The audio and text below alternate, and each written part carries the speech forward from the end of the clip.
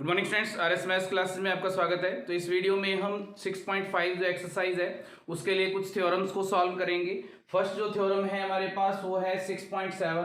ये क्या कह रही है? If a perpendicular is drawn from the vertex of the right angle of a right angle triangle to the hypotenuse, then triangles on both sides of the perpendicular are similar to the whole triangle and to each other.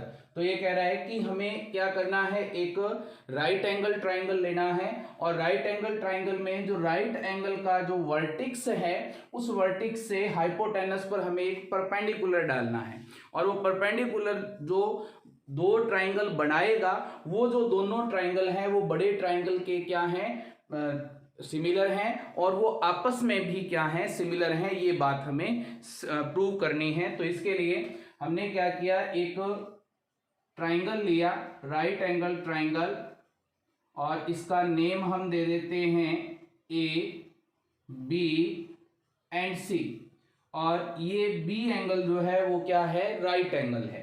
अब हमें कहा है इसने कि हमें क्या करना है, एक परपेंडिकुलर बनाना है हाइपोटेनस पर इस राइट एंगल वाले वर्टेक्स से।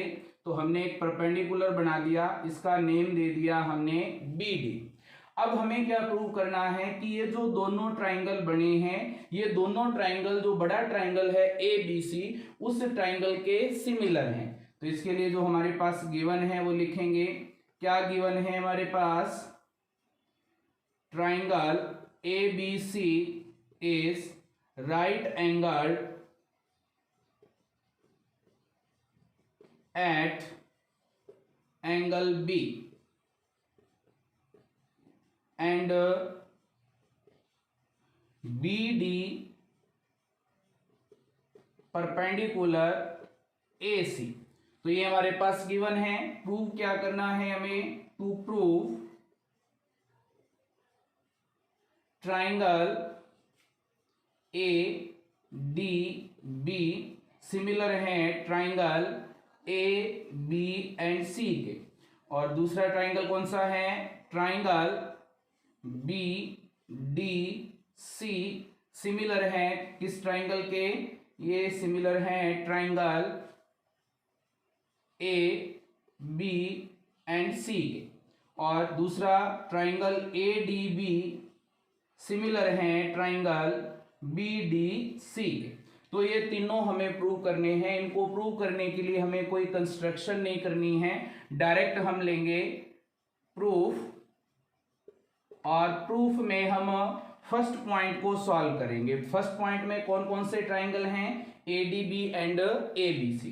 तो इन triangle A D B and triangle A B C, इन दोनों ट्राइंगल में अगर हम देखें तो हमारे पास एंगल जो डी है, ये वाला एंगल, ये डी एंगल इक्वल है किसके? एंगल बी के, क्योंकि दोनों ही क्या हैं, 90 डिग्री के हैं। तो हम लिख सकते हैं एंगल, कौन सा एंगल है ये? A D and B.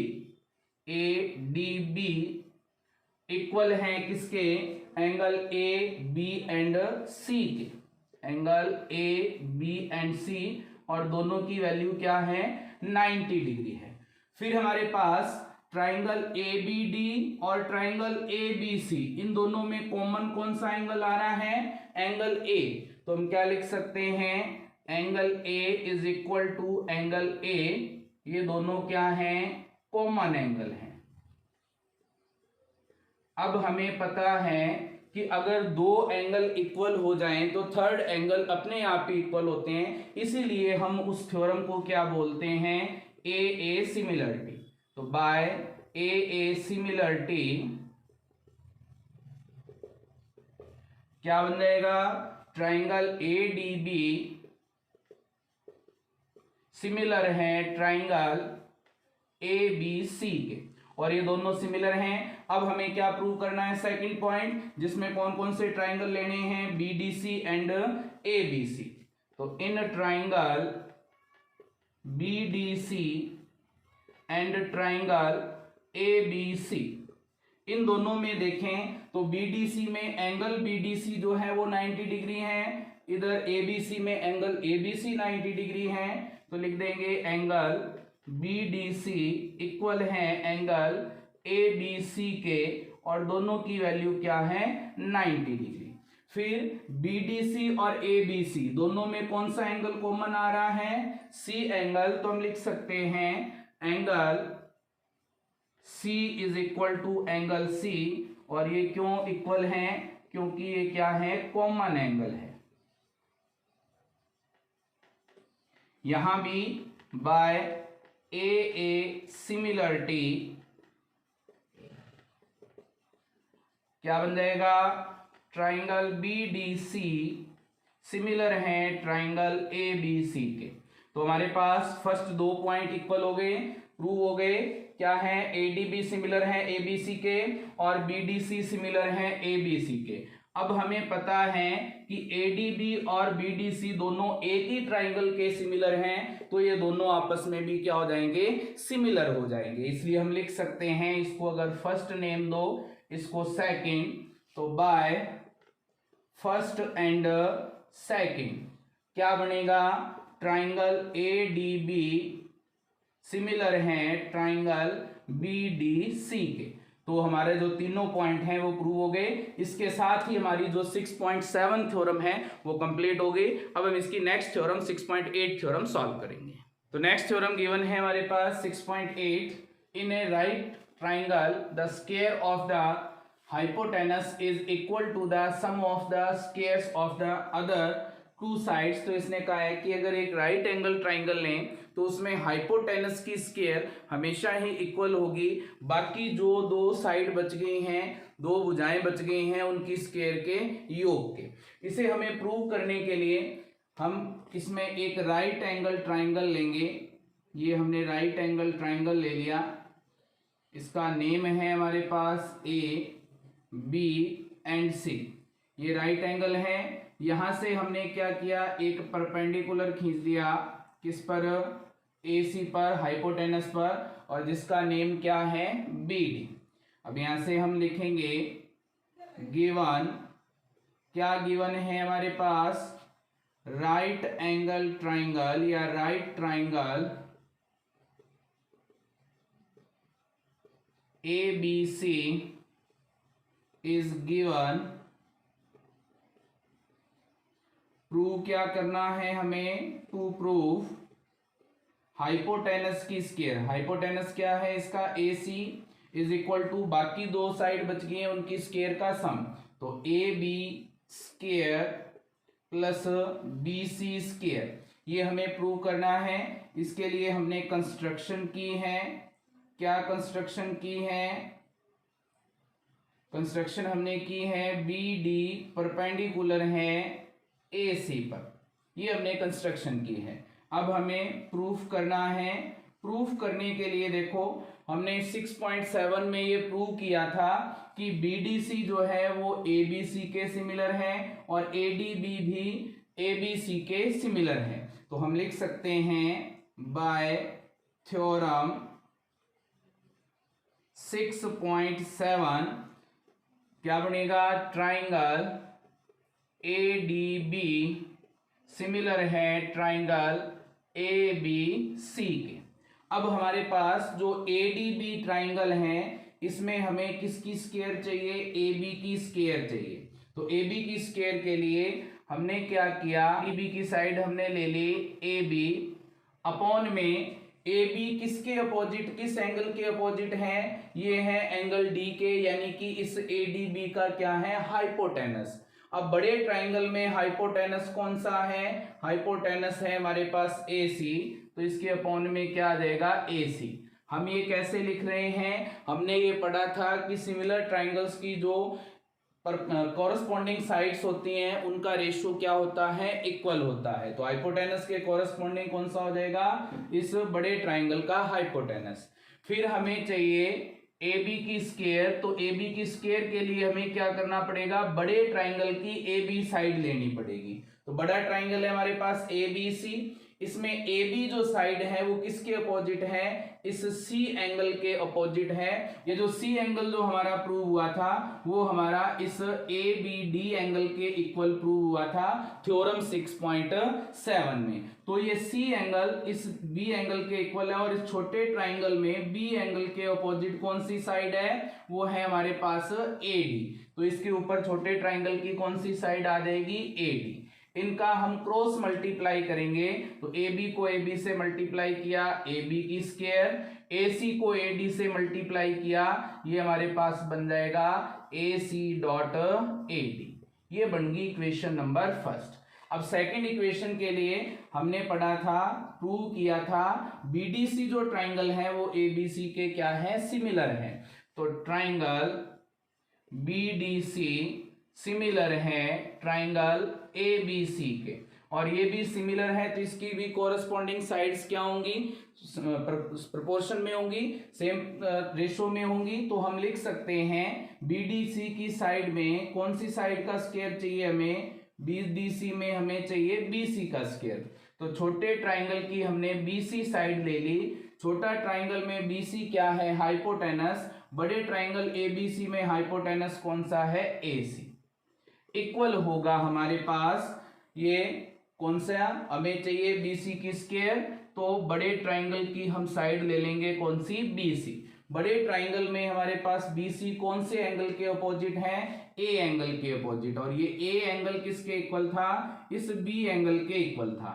B angle के अपोजिट कौन सी साइड बन रही है, डीसी।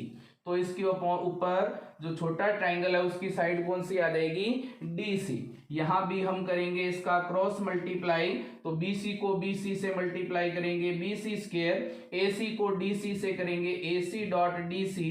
ये बन गई इक्वेशन नंबर सेकंड। अब दोनों इक्वेशन को हमें प्लस करना है क्योंकि ए बी स्क्वायर और बीसी स्क्वायर का हमें सम चाहिए।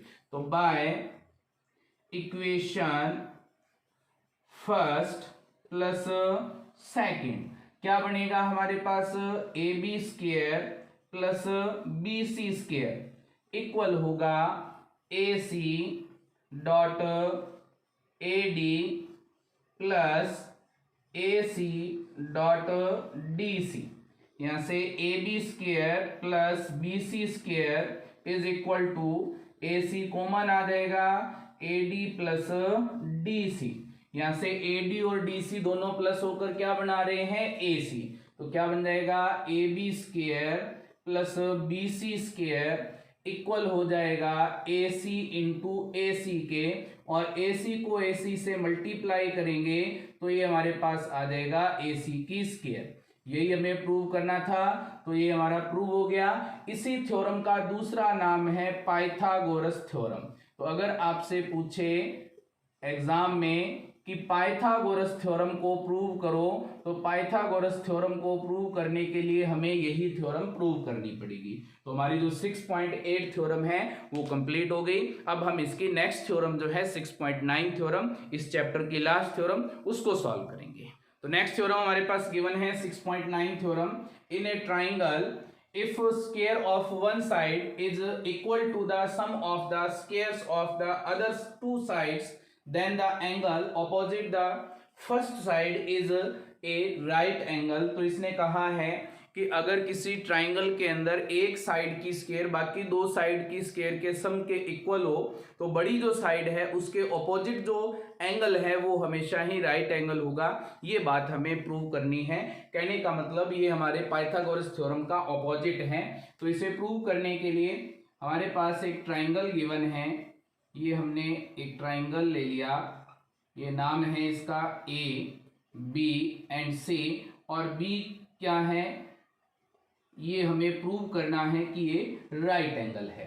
इसके लिए हमने एक कंस्ट्रक्शन कर ली कि एक हमारे पास और ट्राइंगल है, और ये जो ट्राइंगल है वो ट्राइंगल है हमारे पास राइट एंगल ट्राइंगल।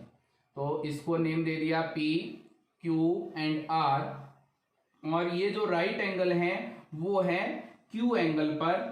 तो हमें ये प्रूव करना है कि अगर ये दोनों कॉन्ग्रेंट या सिमिलर हो जाएं तो ये 90 का है तो ये भी क्या हो जाएगा, 90 का। तो जो हमें प्रूव करना है वो प्रूव हो जाएगा।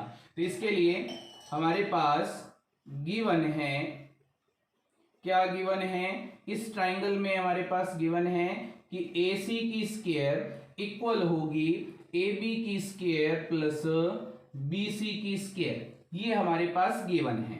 प्रूव क्या करना है हमें ये प्रूव करना है कि angle B is equal to 90 degree. इसे प्रूव करने के लिए हमने कंस्ट्रक्शन की है, क्या कंस्ट्रक्शन की है कि AB के इक्वल क्या है, PQ है, AB के इक्वल क्या है, PQ, और BC के इक्वल हमने लिया है QR, और ये जो PQR ट्राइंगल है वो क्या है, राइट एंगल है। Triangle PQR is right angle at Q। अब इसके लिए प्रूफ में हमें पता है कि PQR क्या है, एक राइट एंगल ट्राइंगल है, तो हम लिख सकते हैं in triangle PQR by Pythagoras theorem, Pythagoras theorem. क्या लिख सकते हैं हम इसे, हम लिख सकते हैं कि इसमें हाइपोटेनस की स्क्वायर यानी कि PR की स्क्वायर इक्वल होगी PQ की स्क्वायर प्लस QR की स्क्वायर के इक्वल। अब यहां से हमें पता है कि PQ किसके इक्वल है, PQ इक्वल है AB के, और QR किसके इक्वल है, BC के।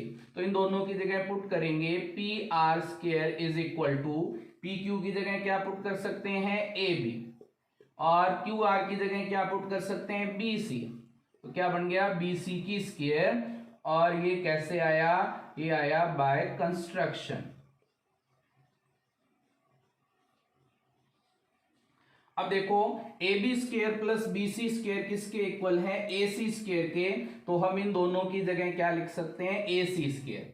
तो PR square is equal to AC square, ये कैसे आया, ये था गिवन से।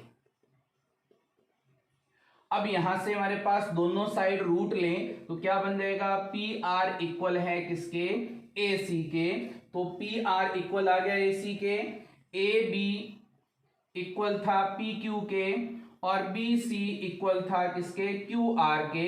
इसका मतलब इसकी तीनों जो साइड हैं कॉरेस्पॉन्डिंग वो क्या हो गई हैं, इक्वल हो गई हैं। अब ये इक्वल हैं तो इसका मतलब ये दोनों ट्राइंगल क्या हैं, कॉन्ग्रेंट हैं। कौन सी कॉन्ग्रेंसी से, बाय SSS कॉन्ग्रेंसी,